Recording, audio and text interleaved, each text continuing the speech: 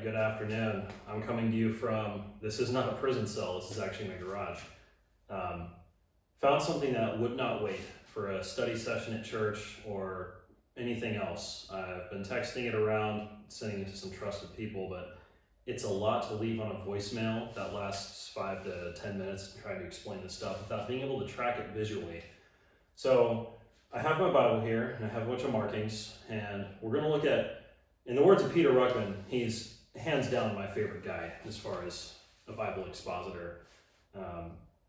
He says it best. He says Ezra chapter 2 and Nehemiah chapter 7 are like, they're just parts of the Bible that put you to sleep. And he's not being disrespectful to the Bible. He's saying what most people think and they won't say out loud.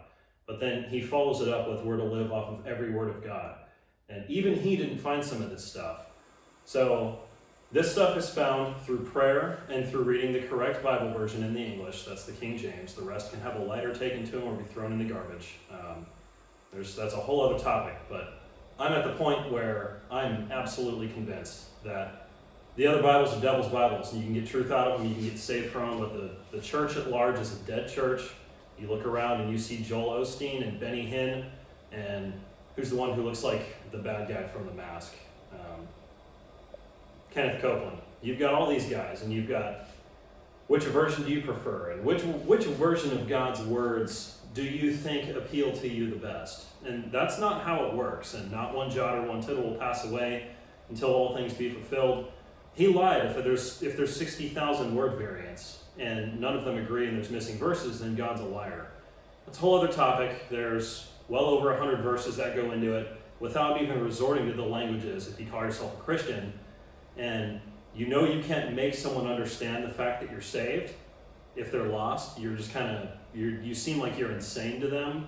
That same concept is analogous to once you realize the Bibles that you think are Bibles are not Bibles. Once you have your eyes opened, you wish you could just shake people and make them see it. But you don't need to resort to the languages to get into that. That'll be another video.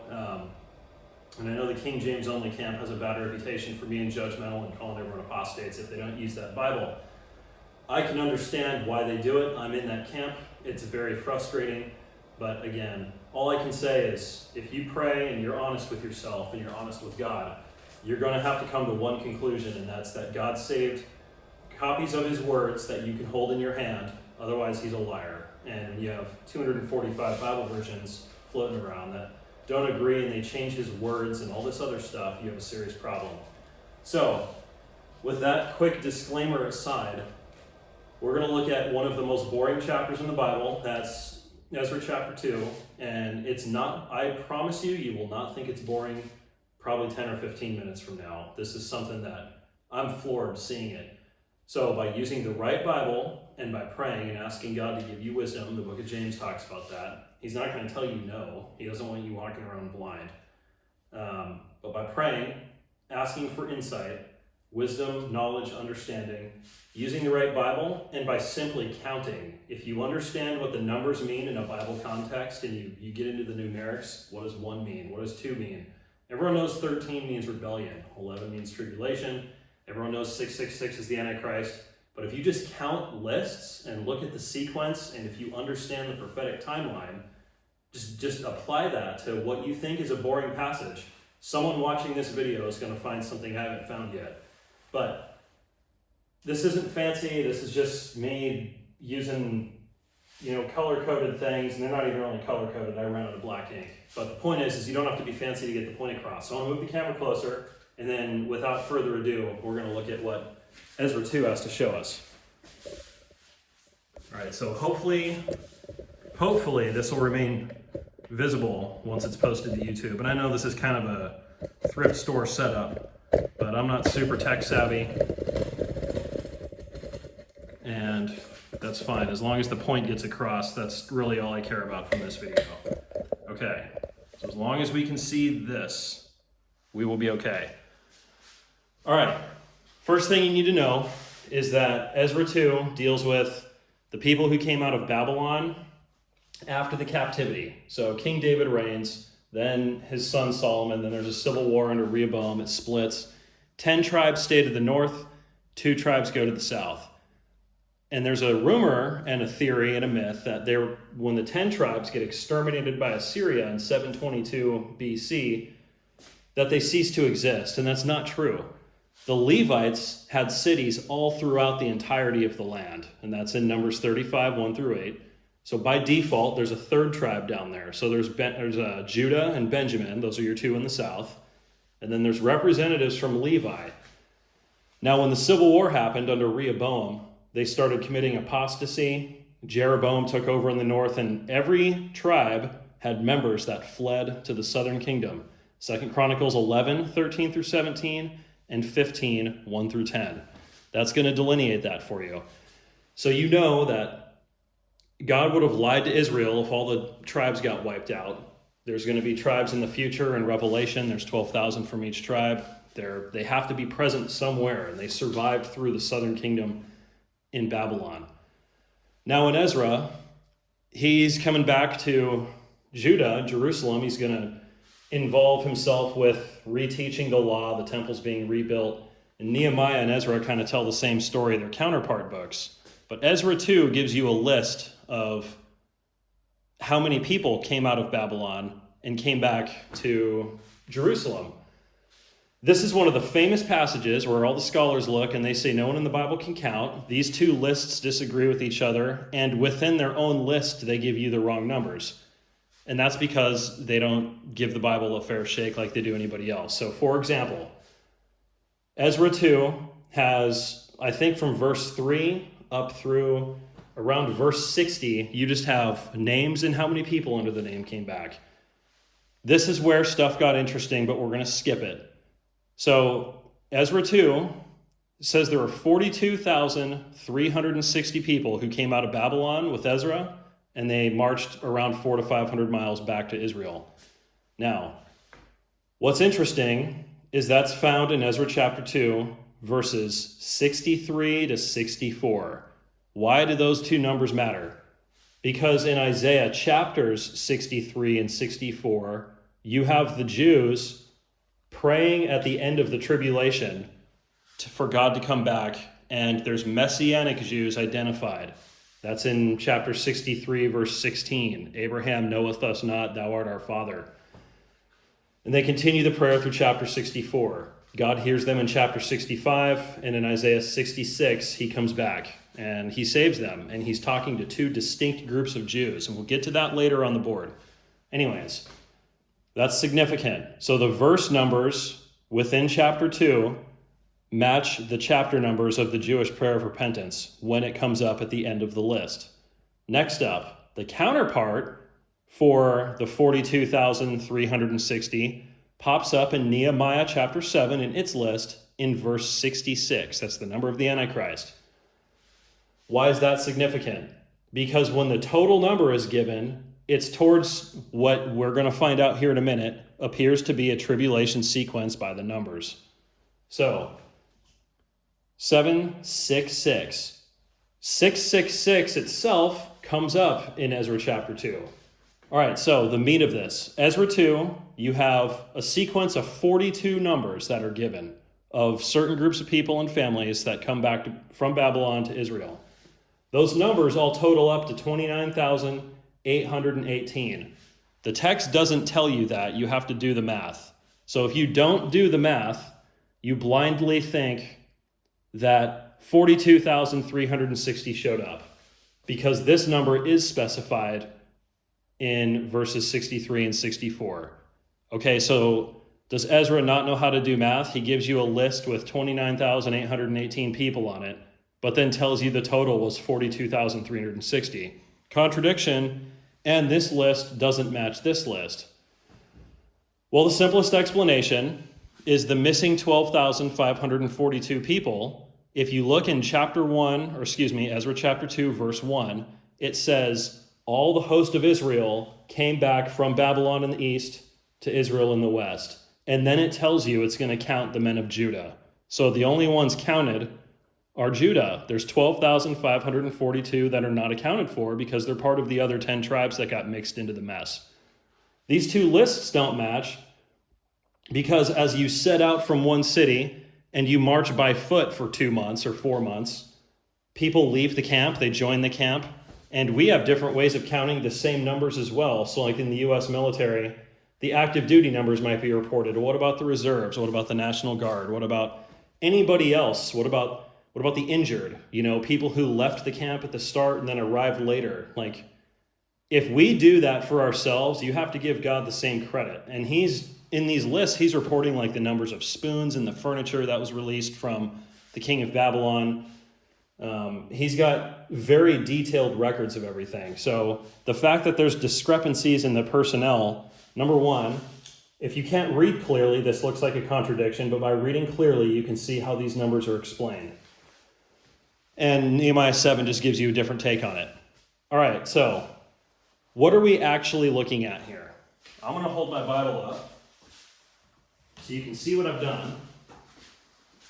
Now, this is kind of jank. I understand. This isn't like some streamlined video footage. I understand that.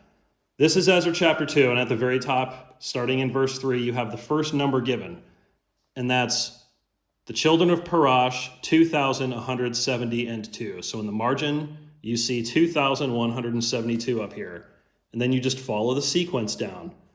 For so-and-so, 775, 1,254, 642. Then you get down to verse number 13. 13 is the number of rebellion, and this is the 11th number in the sequence. 11 is the number for tribulation. This number is 666, and the verse reads, the children of Adonikam. Adonikam means Lord of Rebellion. The Ruckman Reference Bible tells you that right in the center margin. And he had 666 with him. Now, 13. So you need to look at Genesis 13:13, Numbers 13:13, Exodus 13:13, John 13:13, Revelation 13:13, and you can't miss the pattern with the number 13. So in the tribulation sequence number of 11, in the 13th verse of rebellion, you have 666 popping up. That's an indicator that something's going on. Now, sorry I'm breathing heavy, it's hot in here, I have a suit on. You have the numbers keep going, and they're written down on this margin, and then you get down to number 40, and that's verse 42. 42 months in the tribulation gives you number 40, that's the number of judgment. Number 40 is 139 personnel. Now there's two left. You have numbers 41 and numbers 42, and the 41st number is found in verse 58, and the 42nd number is found in verse 60. The 41st number is 392, and that's very significant.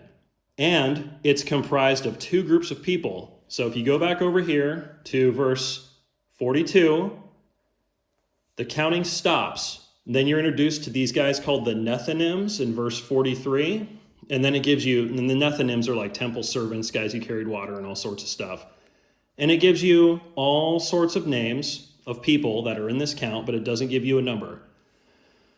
Then in verse 55, you get the children of Solomon's servants, the children of Sotai, the children of Sophereth, etc. And then it combines them together in verse 58. And it says, all the Nethinims and the children of Solomon's servants were 392. So 392. That's very important. We'll get to that in a minute. And then you have it stopping at 60 with 652 people. All right. That's the gist of what we're looking at. And we'll come back to the Bible in a minute. Why does 392 matter? All right, so you have 42 numbers covering 42 months of the tribulation. The 11th number for tribulation, the number of tribulation and trials is 11. That number happens to be 666, and it falls on verse number 13. And then you have the 41st number, which is 392. And that's tied to a post-tribulation rapture. So I've done another video on the rapture, and I'm in the unique camp of believing that there's a pre-tribulation rapture that takes the Christians out, as well as a post-tribulation rapture at the end that takes the tribulation saints out. And then I'm of the opinion that there's a gap, because God comes back, Jesus comes back, and he physically delivers the Jews. So they couldn't have been raptured out at the end if he's delivering them down here. So we'll get to that in a minute. But here's the significance of 392. As you're numbering up the sequencing, Now, we've seen 666 a couple times. You've got here, and then in Nehemiah, the final number is delivered in chapter 7, verse 66. And as you add up those numbers from the verse, this is a really quick, sorry again, I'm not like a tech genius. That's all the verse numbers totaled up every 5, all the way down to the bottom. Now, as you get to the first 5, second 5, third 5, all the way down, when we got to number 392, as you're doing your running total, it was 29,166. That's pretty weird. Okay, so there's that. And the remainder from the 10 tribes is 12,000, 12 tribes. 5 is the number of death, and we're dealing with the time of Jacob's trouble. And it's a time so bad that if it wasn't cut short, no flesh would survive. And there's another 42 for 42 months. That's very, very interesting. All right, so 392, where does this pop up? I stole this from Ryan Peterson in his book, The Final Nephilim and the Judgment of the Nephilim, and he points this out. When the flood hit, you have, starting in Genesis 11, a very detailed chronology of how old people were when they had their sons and stuff, just like you have before the flood. So starting in chapter 11, up through chapter 19, 23, if you count very carefully, when you look at the genealogies and all that stuff, you get to the morning of the first day of the 392nd year after the flood. It's very interesting. Now, as the cock crows and the sun comes up, you're in the first hour of the first day of year 392, when the angels are taking Sodom. Well, they're taking Lot out of Sodom, which is a picture of the post-tribulation rapture. And then, after the angels take the believers out, the place gets destroyed that very day. Jesus Christ mentions that by typology in Luke chapter 17, verses 22 through 27. He uses the flood, that's your type of the pre-tribulation rapture, and he mentions the case of Sodom.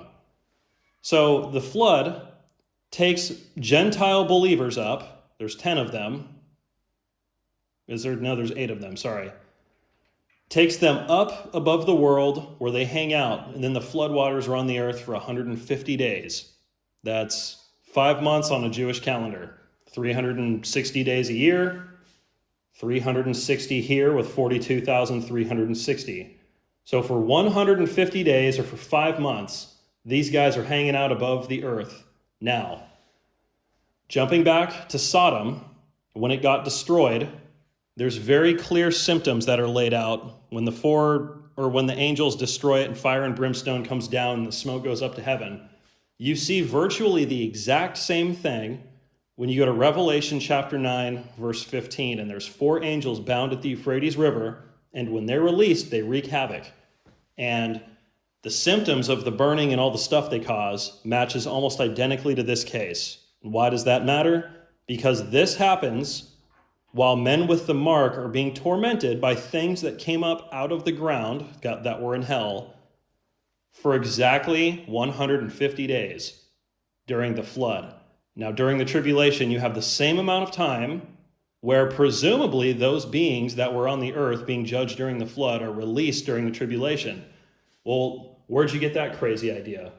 You should read Ezekiel chapter 31, where it describes the Assyrian who was in the Garden of Eden, and he was still alive during the flood, ruling the earth. That's not a person. He's living longer than 1,000 years. The genealogies say that before the flood, there were 1,656 years. So whoever that was outlived Methuselah by about 700 years. His whole crew gets sucked down into hell, if you read that chapter carefully. And that's probably the same crew that's released in Revelation to torment men 5 months who have the mark.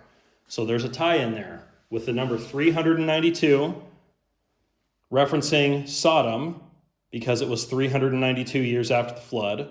The punishment of Sodom was seen in Revelation by John. Okay, now, where else does 392 show up? In Isaiah 14:28, we're reading about the burdens. There's 15 burdens in the Bible, and they're all tiable to the end times. So I'm going to flip to that page real quick in my Bible, and I'm going to hold it up for the camera.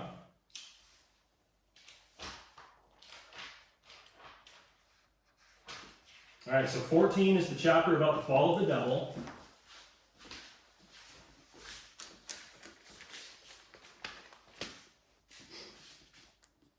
Now, we're talking here, there's 14, so the math is in the margin at the top, and I'm going to zoom in on it in a minute. But we're talking, in verse 25, we're talking about the Assyrian being broken in the land. This is end time stuff. He's going to be destroyed. I'll tread him underfoot. Means Jesus Christ is going to step on him. He's going to kill him. This is the purpose that is purposed upon the whole earth. Verse 27, the Lord of hosts has purposed, and who shall disannul it? He's making a sarcastic jab about him disannulling the covenant they make with death and hell in Isaiah chapter 28. And then it tells you that it's kind of an afterthought, but it's thrown in there. In the year that King Ahaz died was this burden. Why is that important? Well, let's look at one thing real quick, and then we're going to hold that Bible back up for the camera. It should be noted that Ezra chapter 2 has exactly 70 verses in it. It also is noted that in Daniel chapter 9, 70 weeks are determined upon the holy people. That's in Daniel chapter 29, verses 20. Daniel chapter 9, verses 23 through 27 give you a 70-week breakdown until the end comes. The first 7 weeks, each week is 7 years. The first 7 weeks has Jerusalem being rebuilt and the wall being rebuilt in the temple. Then you have a period of 62 weeks where stuff is happening. Then Messiah is cut off. So at the end of the 69th week, Jesus Christ is cut off. Then there's a pause while the clock isn't running. And in that pause, that's currently been going on for about 2,000 years, you have the Gentiles getting saved. And that's all over the Old Testament and all over the book of Isaiah. Now, that final period of 7 years is the 7-year tribulation. That's the 70th week. That starts after the rapture, and that starts when the man of sin is revealed and confirms the covenant with many. So the math for Daniel chapter 9, if you cross-reference those 70 weeks with Ezekiel chapter 4, where he's commanded to lay on his left side and his right side, showing how much time the 10 tribes of the north kingdom and the 2 tribes of the south kingdom owed for their apostasy, he has to lay on his sides for 430 days, meaning they owe God 430 years. As a corporate body combined, they paid 70 of those years off in Babylon. Well, how could the 2 tribes pay for the 10? Remember, the 10 had representatives down in the south, so it counts. So they owed 360. They had 430. They paid off 70 in Babylon. They owed 360. There's your 360 again. Your total people given in verse 63 and 64 of Ezekiel chapter 2 is 42,360. We've seen that pop up several times now with the day count for their prophetic year with the amount of years they owed. And if you look at Leviticus chapter 26 as well as Deuteronomy chapter 28, you'll see that they owe God 7 times their punishment cycle if they keep screwing up. So 360 years, they reject the Messiah. They now owe him 2,520 years. When Daniel's math starts, when the decree goes forth to rebuild and restore Jerusalem, that's at the decree of Artaxerxes in 445 BC. And I'll link the video explaining all this in the description because that's already been done on a whiteboard. When you convert the calendars and you get rid of leap years and all that good stuff, and you start that clock on a 360-day year, it comes out to Palm Sunday, which is 6 April 32 AD, which is Luke 19. Jesus Christ is riding into Jerusalem and he's weeping because they didn't know the hour of his visitation. Now, that's another weirdness with the King James Bible. If you look at Luke 19, that happens in verses 33 through 48. 1933 through 39, you have a buildup of problems. Starting in 1939, just like the year 1939, you have World War II kick off with all the concentration camps. In Luke 19, verse 39 through verse 45, you have a ton of problems. And then that chapter stops at verse 48, 1948.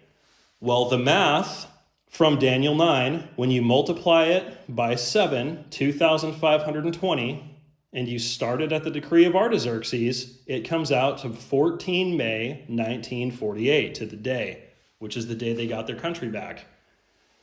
There's a third piece. Remember, Daniel 9 gives you 7 weeks and 62 weeks. Then there's a gap. So you have 69 weeks, stop, tribulation starts.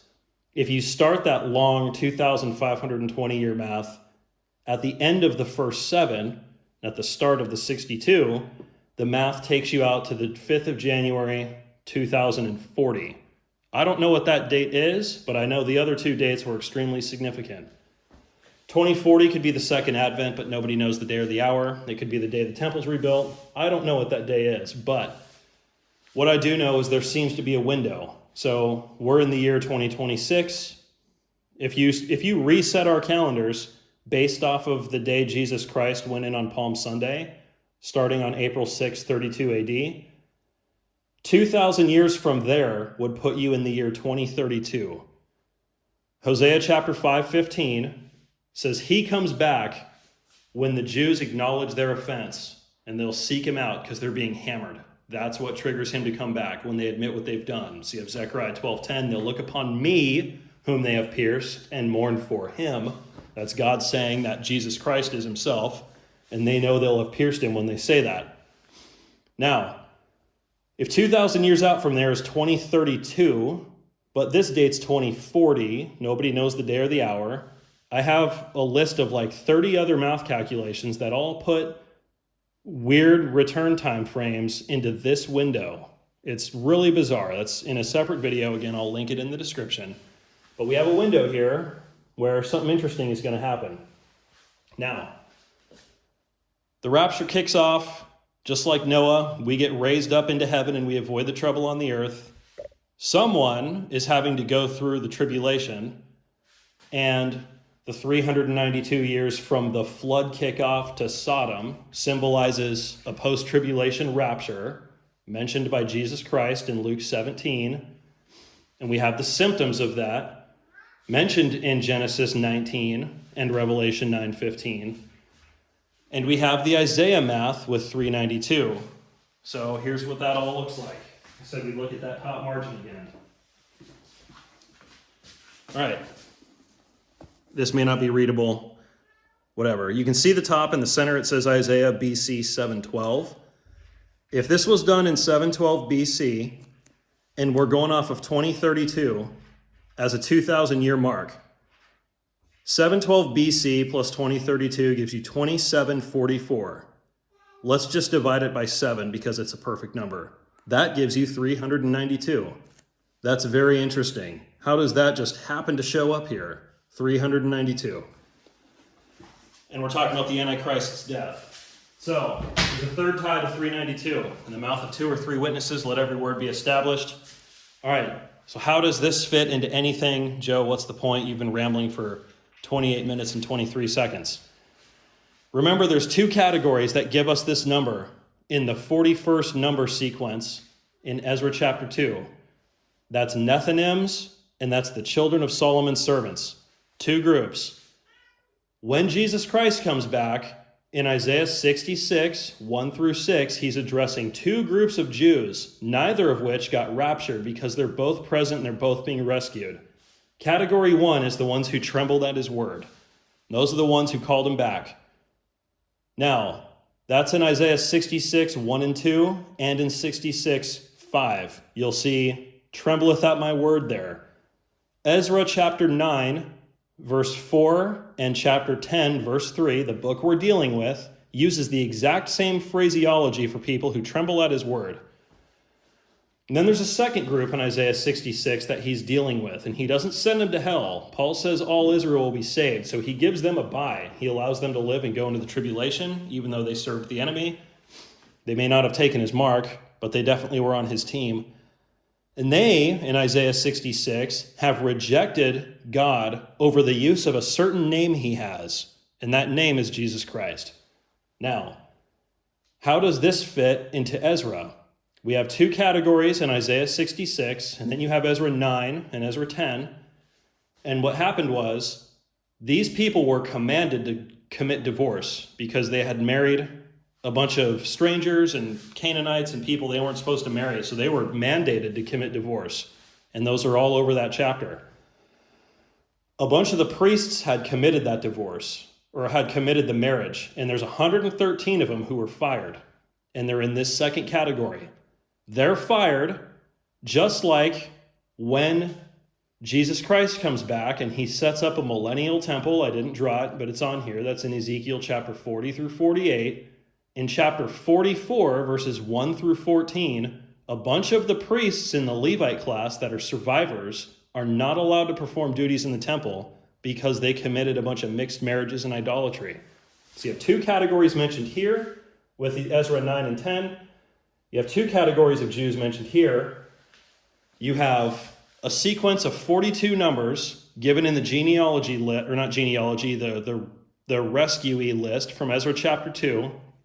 And in the 41st number, perhaps that's in month number 41, you have a reference to the number 392, which is tied to a post-tribulation rapture. So it may be that through one reference, two reference, three references, four, you have four confirmations that in the 41st of 42 months, you'll have a post-tribulation rapture. Now, all the Christians are gone who got saved in the tribulation. And these two groups of Jews, one of them wakes up and is like, where have all the good men gone? And if you've seen the video on the two raptures, the reason they would be saying that in the end is because there's now no one left who has their back. And they're now alone and they know it, so they have to call Jesus Christ. So this whole video points out you have a contradiction that's solvable. You have numerics that are very interesting to look at. You have 66s all over the place. You have 392 cross-referenced 4 different times that points to a post-tribulation rapture. And it is comprised of two groups of Jews, which mirror two groups of Jews here. And there's two groups confirmed here in Ezra 9 and 10. And the role of the second one that commits apostasy is confirmed in Ezekiel 44, 1 through 14, when they're in the millennium and they can't do their priestly duties. And then the last piece of this thing, I know we mentioned it briefly, Ezra chapter 2 has 70 verses. If you look at verse 69 and verse 70, we'll look at that. Sorry, I lost my place.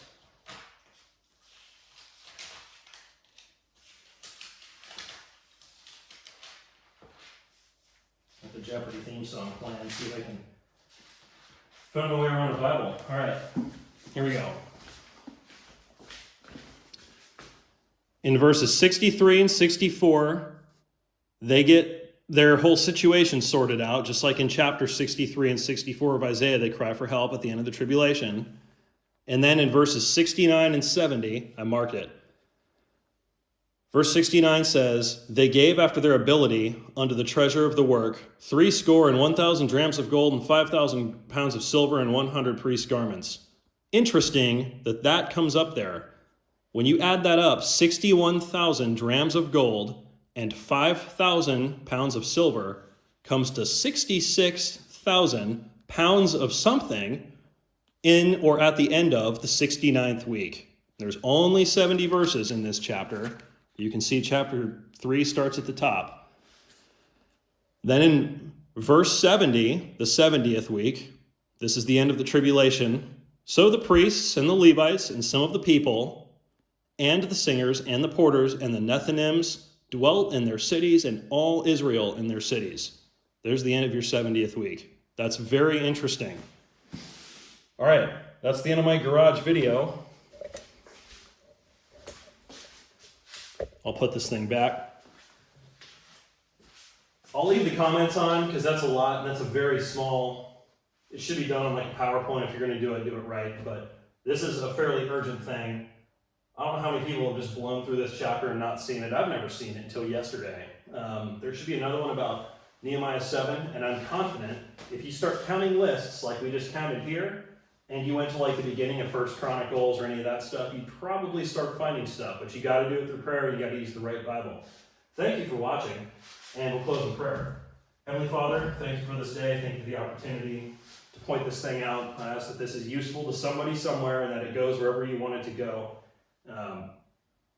It's interesting that what we think is boring is actually not boring at all, and it's got some very intricate, detailed stuff that there's absolutely no way a human author wrote this and put it together, who didn't know the other fisherman or the other guy who wrote the other dude's letter for him after it got lost in the boat, and then it got shipwrecked and they had to recreate it without an original. The existence of this stuff is a miracle. And Isaiah 66, like we just looked at, verse 2 through 5, to this man will I look, one who trembleth at my word. I don't know how you could see this stuff and not tremble at it, but any one of us wanting to get noticed need to tremble at your word. And you noticing us and us doing what you want us to do, the last 2 verses of Ecclesiastes make it perfectly clear that the only purpose we have on this earth is to fear God and keep his commandments, for this is man's all. And the easiest way to do that is to stay in your book. So I ask that you bless this message on whoever hears it. In Jesus' name, amen.